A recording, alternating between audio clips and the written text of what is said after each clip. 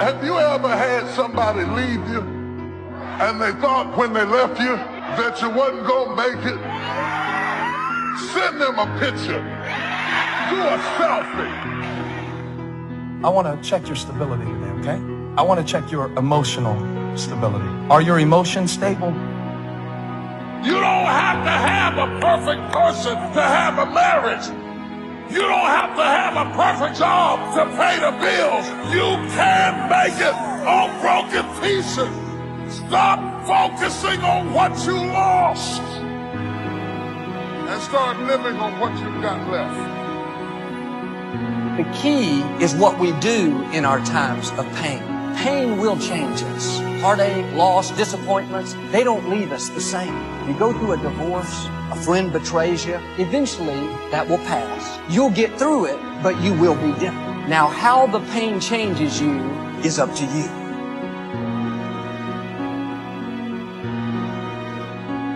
I have learned that every blessing doesn't come to stay. Every relationship wasn't meant to last. Every friend is not going to be a lifelong friend. God will send people in your life for a season because you needed that at that time in your life. And if they walk away, don't stand there at the tomb of what used to be and cry over what was, because if you'd have needed them for the future, they would have stayed. You can come out bitter or you can come out better. You can come out defeated, giving up on your dreams, or you can come out with a new passion, excited about the new opportunities in front of you. All of us experience pain. My challenge, don't just go through it, grow through it. That difficulty is an opportunity to get stronger, to develop character. Anybody can give up. Anybody can let it overwhelm you. But you know what that's doing? Wasting your pain. That pain is not there to stop you. It's there to prepare you, to increase you, to develop you. You need to be your own best ally, your own best friend. Don't be against yourself. If you don't love yourself, you can't love anybody else. Come on, some of you, your biggest problem right now is you don't like yourself. You cannot impose your will on me, so you can wish it, you can want it, but you can't make me be what I don't want to be. You have to always keep your heart prepared for rejection.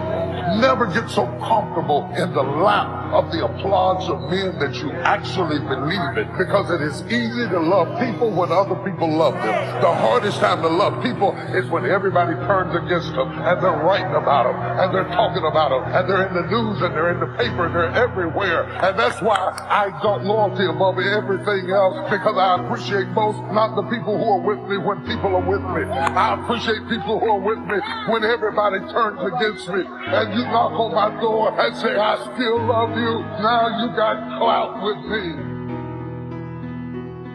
Just check the circle of your friends, because the company you keep tells a whole lot about you. The people around you, the more time you spend with them, I don't care who you are, you're going to become like them. The friends in your life are shaping the future of your life. We're not talking about acquaintances. We're not talking about friends at work. We're talking about our circle of friends.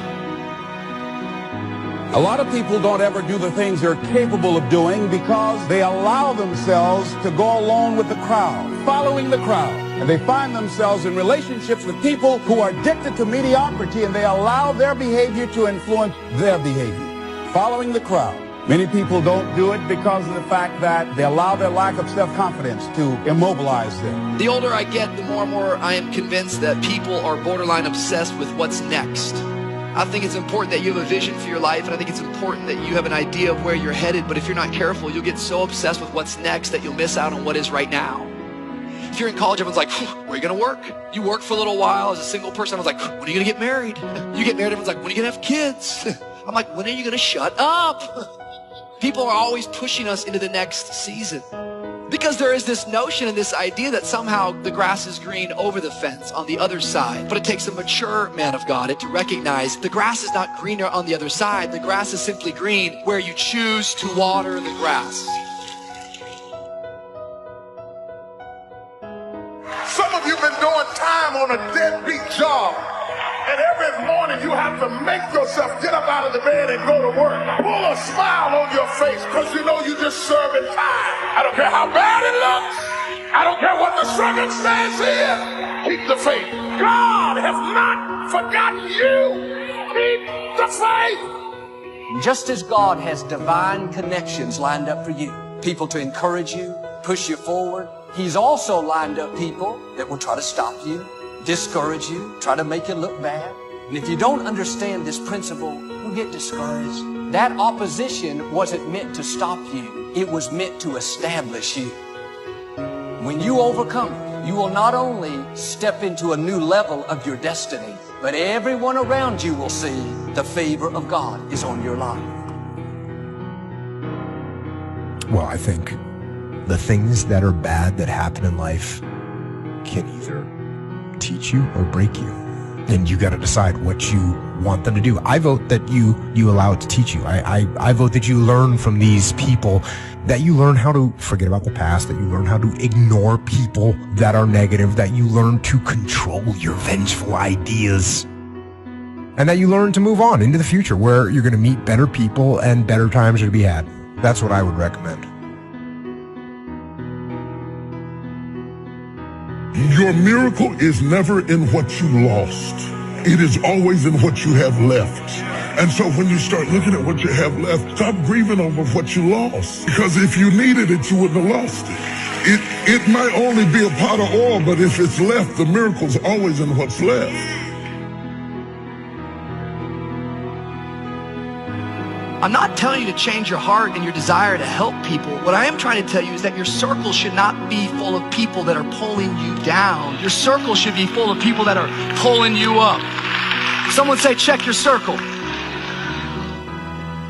You can't honor people further than you. You can't reach up. Instead, you're more comfortable with everyone at your level or beneath you because it feeds your ego that you're needed. If you're the smartest person in your group, you need another group.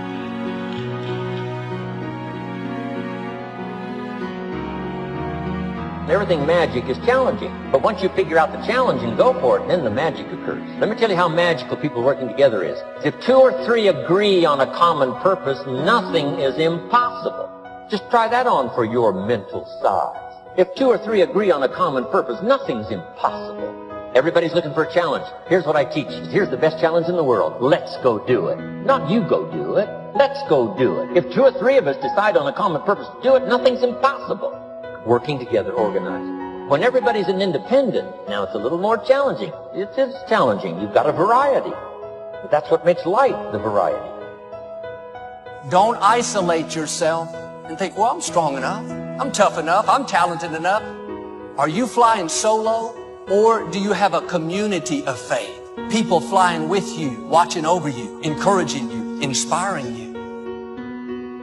Here's one of the powers of working together, shared testimonials. If I've got somebody new and you're there and I'm there, I give them my testimonial, you give your testimonial. Maybe what tips the scales in getting me a new person is not my testimonial, but my partner's testimonial, somebody I'm working with. Shared testimonials are so powerful. That's why working together is powerful. Now, working by yourself is okay. All this stuff is okay. Everybody needs to know, though, where are the advantages? You can be good by yourself, but you can't be great by yourself. You won't become all you were created to be without the right people around you. You can go 60%, but when you get in formation, when you have a family of faith blocking for you, praying for you, encouraging you, you'll go 40% further. Every time we come together, you're being refreshed, re-energized. It's like your batteries are being recharged. What the week took out of you, God is putting back in you. You support what they're doing. You try and build a relationship with them. That's what you try and do. There's part of this that we're talking about the competitiveness. Like if they want to maneuver and try and make you look bad and jump in the spotlight and try and get all the credit, it's fine. Let them do it. And everyone is going to see what they're doing. And they might not see it immediately, but they will eventually be found out. So do your best to support them. Do your best to help them. Do your best to build the relationship. Make the mission the most important thing, not the little politics that you're about to dive into and get involved in. Don't make that the primary thing. Make the primary thing accomplishing the mission.